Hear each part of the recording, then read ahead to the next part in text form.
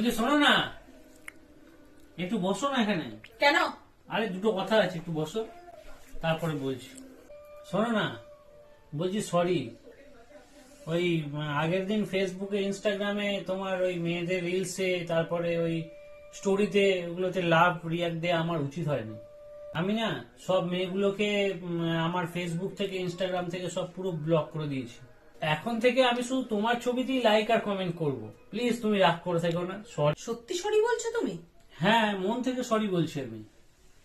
সত্যি তো? একদম সত্যি। ঠিক আছে, দাও, চাটা খেতে হবে না। না, তুমি এত ভালোবেসে বানিয়েছো, চাটা খাবো না কেন? চাটা আরে খাবো। আমি চাইছি যখন দাও না। আরে না, তুমি ভালোবেসে বানিয়েছো, আমি খেয়ে নিচ্ছি। তুমি তো ডায়েট করছো, তাই এই চাটা খেতে হবে না, এতে সুগার মেশানো আছে।